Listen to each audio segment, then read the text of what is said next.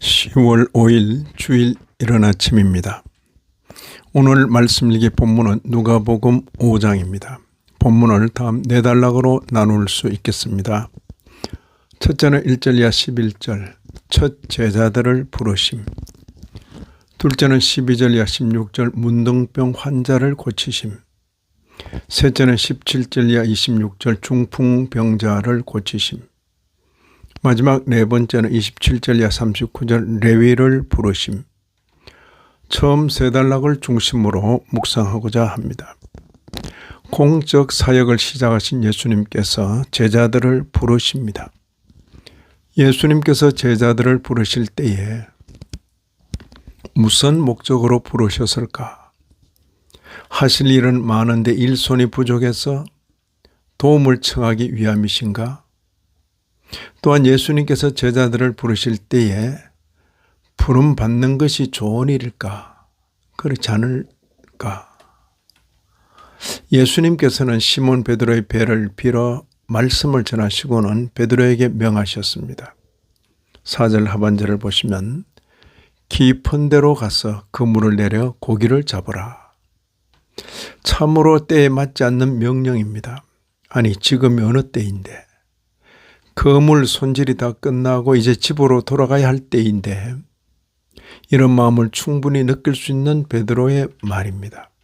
5절 보시면 선생님, 우리들이 밤이 새도록 수고하였을 때 잡은 것이 없지만은 말씀에 의지하여 내가 그물을 내리리이다. 그런데 전혀 뜻밖에도 많은 고기가 잡혔습니다. 6절 보시면 고기를 잡은 것이 심이 많아 그물이 찢어지는지라. 다른 배가 와서 함께 도와 배에 실었는데 2배의 채움에 잠기게 되었더라고 했습니다. 바로 이런 광경을 보고 시몬 베드로가 예수님의 무릎 아래에 엎드려 말합니다. 어떤 신적 임재를 느꼈을 것입니다. 8절 하반절입니다. 주여, 나를 떠나소서. 나는 죄인이로소이다. 시몬도 동업자였던 야고보와 요한도 모두가 놀랐습니다. 이때에 시몬에게 예수님께서 말씀하십니다. 10절 하반절에 무서워하지 말라. 이제 후로는 네가 사람을 취하리라. 이 말씀은 시몬에게 한 말씀이지만 그의 동역자들에게도 하신 말씀입니다. 11절 보시면 그들이 베드로를 육지에 대고 모든 것을 버려두고 예수를 따르니라.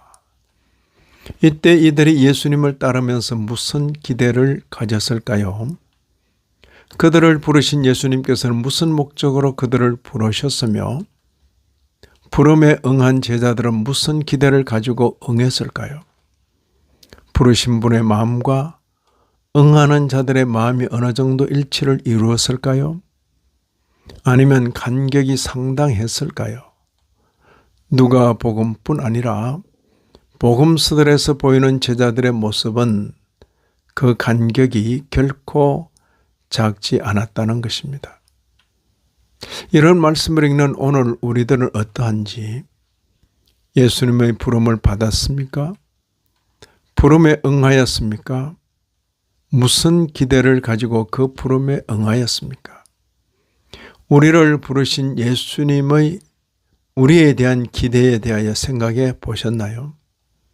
부르신 분의 마음과 응하는 자들의 마음이 어느 정도 일치를 하는지, 아니면 상당한 간격을 보이게 되는지. 이어 예수님께서 나병 들린 사람을 깨끗하게 하신 일과 중풍병자를 고치신 일이 기록되어 있습니다.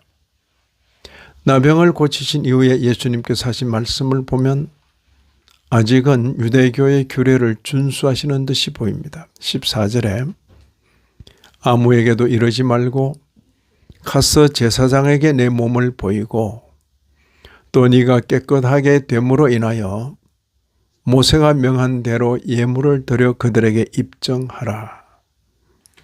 이로 인하여 예수님에 관한 소문은 더욱 퍼집니다. 이어 기록된 중풍병자의 치유와 관련하여서는 죄 사함에 대한 예수님의 언급이 좌중에 함께 있었던 종교 지도자들의 마음에 불을 질렀습니다. 예수님께서 말씀하셨습니다. 20절에 이 사람아 네 죄사함을 받았느니라. 서기관과 바리새인들이 속으로 말합니다. 21절 보시면 이 신성 모독하는 자가 누구냐? 오직 하나님 외에 누가 능히 죄를 사하겠느냐?